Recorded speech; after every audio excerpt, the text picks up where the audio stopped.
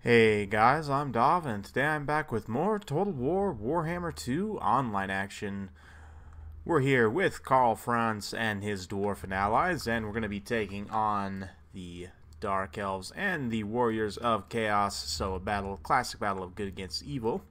Let's go ahead and take a look at the army composition. So I've got Karl Franz with the Royal Altdorf Griffites for support.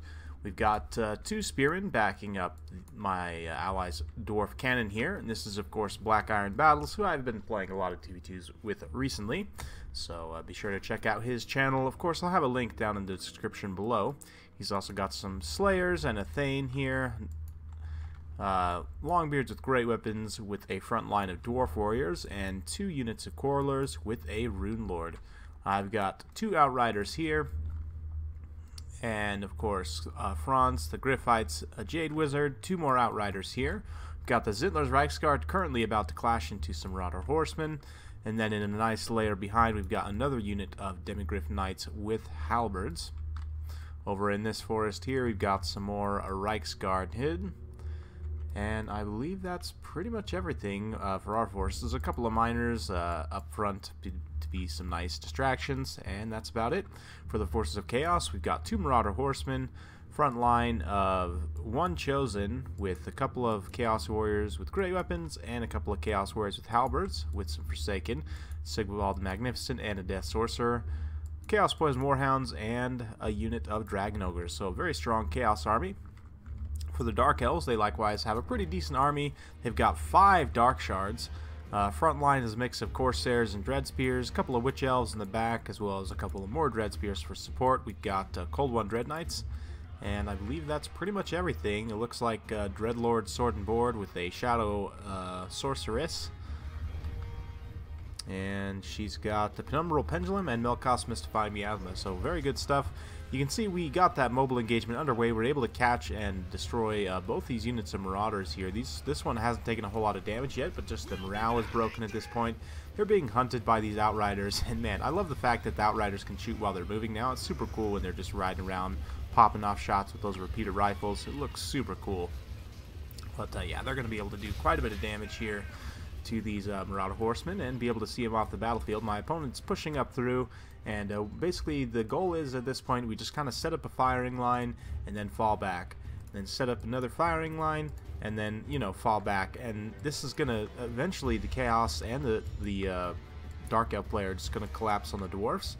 I'm gonna have to kind of hold up a mobile engagement over on this flank a little bit, but we'll see how we're able to do. Again, these Zintler's Reichsguard specifically just going to be hunting down those Marauder Horsemen. These Outriders are going to be setting up a firing line just to fire into the flank here, and again, the Demigryph Knights, no reason to take that engagement against Halberd, so we're just going to fold back and let my opponent collapse in on Black Iron's Dwarfs. So you can see in the front line, Dwarfs are getting underway in the mainline engagement. Dreadspears obviously are going to lose to Dwarf Warriors, but Black Ark Corsairs, on the other hand, will trade pretty cost effectively. The Warriors of Dragonfire Pass also have an anti-infantry bonus, so they should be able to do pretty decently here, but the Royal Altdorf Griffites going to be coming in for some support on this side, trying to get that quick terror out. Unfortunately, not all these units are going to be susceptible to terror right off the bat, but you can see once their leadership starts to drop, then they're going to get terrified. So, meanwhile, over on the other side, you can see just all across the main line, Chaos is going to be collapsing in on the Dwarfs, just Dragon Ogres and Chosen charging in here. But, you know, these Longbeards with great weapons, you know, they're going to stand resolute. And the forces of the Empire are here for support. You can see we've got the Outrider firing line set up on the far side. These Demigryph Knights are also helping on this flank here. We've got the Zintler's Reichsguard coming back around from dispatching those foul brutes, those Marauder Horsemen. And, again, more Outriders just coming from the forest here, getting ready to set up a firing line right behind these Chaos Warriors, so we're able to fire in directly on the flank here. Going to be doing a ton of damage, which is well needed. These Longbeards are definitely taking an absolute beating right now. You can see a lot on a lot of fronts. The forces of Dark Elves are actually breaking through. I'm having to press my Spearmen into combat here to try and keep these cannons online. The Thane's going to come in and drop that Tormentor Sword right on these Cold Ones and allow my Spearmen with shields to get in here, get some nice anti-large work done. So very nice synergy there. Spearmen are also able to kind of hold up this flank a little bit. I had to bring Karl Franz back just because it was a little bit of a pitch situation and I didn't want to lose him. But we have brought him over into this flank here just to try and get some terror routing in. Going to be cycling him out and punting Sigvald all the way across the backfield there.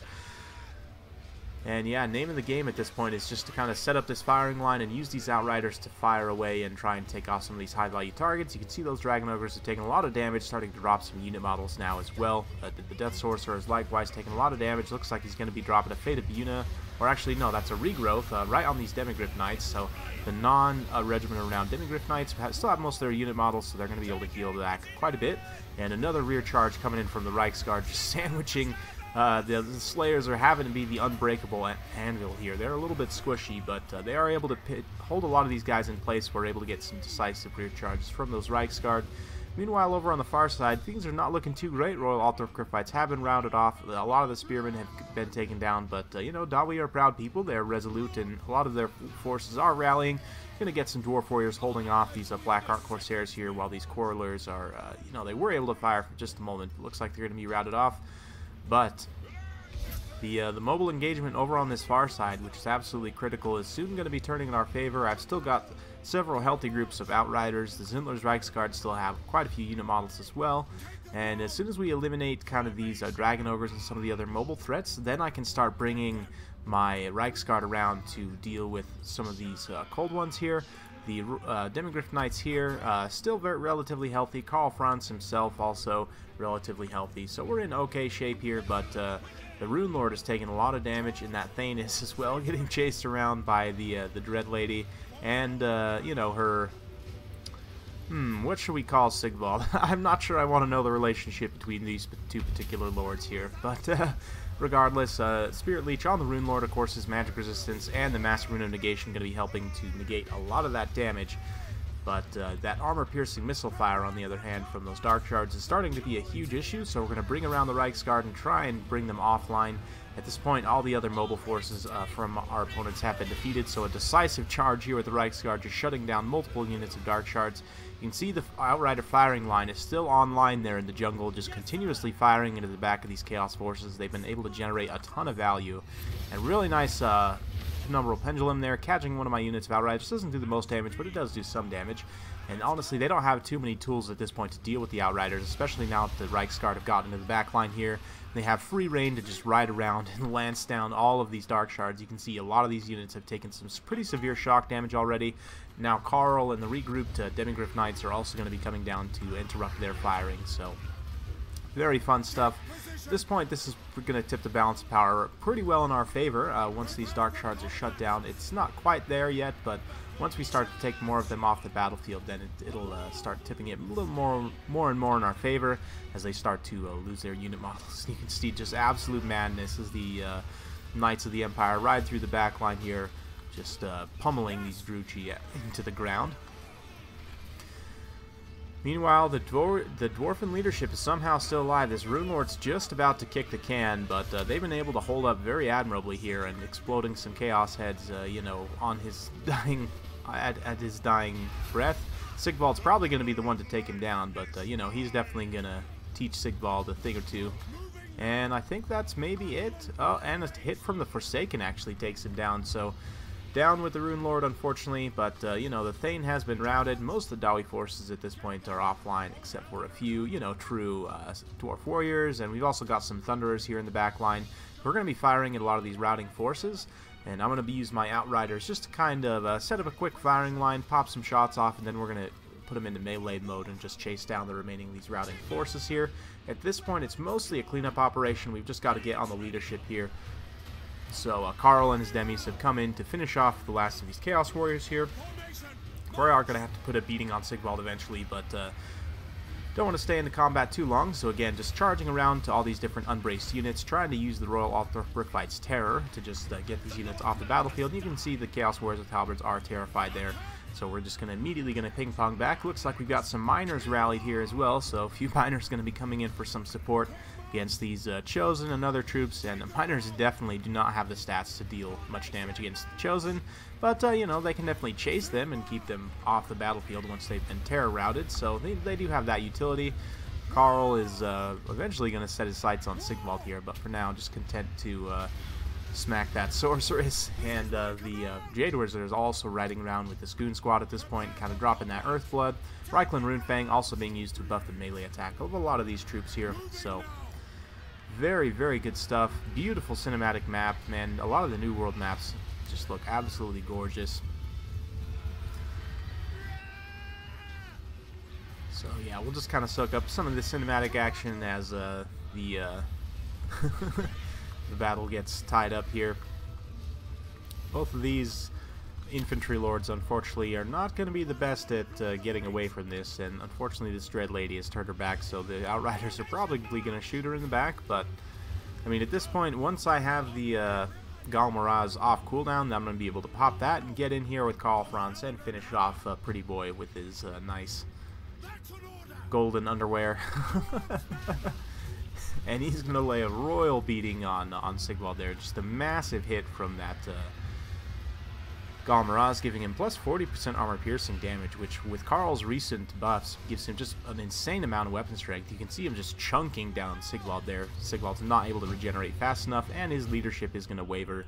And that'll be it. So, very well played to our opponents. Let's go ahead and take a look at the army breakdown here. So, for myself, a lot of the work done was with the Reichsguard, of course, 151 and 153 kills. Demigryph Knights also got some really nice work done at 92 and 89. The Outriders, in a lot of cases, 80 and 84 on Outriders, and that's mostly against heavily armored, you know, Chaos Warriors and so on. Really nice work done here. Karl himself racking up 48 kills. For Black Iron, 55 kills on the Rune Lord, and some really nice kills on the Slayers as well, 73 and 52. They were kind of pressed into some situations where they didn't necessarily excel, but they were able to hold their own there. 84 kills on the Grumbling Guard also, and 62 with, yeah, I believe he had 2 XP chevrons on this cannon at the beginning, so it picked up 1 through the course of the battle. Some really nice kills, so great work done. And honestly, the Dwarf Warriors and a couple of these Longbeards got a little bit mashed, but they were able to hold the line long enough for my Reichsguard and so on to get the work done. So kind of really nice synergy there, very similar to the Dwarfs and Bretonnia game I released just a couple days ago, this time with the Empire instead. In terms of our opponents here, Lemon wasn't able to get the work done quite that he needed to with the Dark Shards. Some of the Black Ark Corsairs, 95 and 67 kills is pretty decent. 151 on these Witch Elves, nothing to sneeze at. But in terms of the Dark Shards, just not able to get the value that it needed. 53 kills and an XP Chevron on the Cold One is fairly decent. For Sir Koala here, 78 kills and some Chevrons on this. Chaos Warriors with great weapons. Fortunately, the Chosen only 57 kills, and the Dragon Ogre is a little bit underwhelming here. The fact that I was also able to catch and you know, rout off these Marauder Horsemen very early on was pretty rough for the Chaos player. Definitely lost out on some value there, but still was able to generate some nice value with some of these other units. So well played to both players. Hope you guys enjoyed watching. If you like this kind of content, like and subscribe. I'm keeping it coming with more Total War Warhammer 2 content every single day, so stay tuned for more, and we'll see you next time.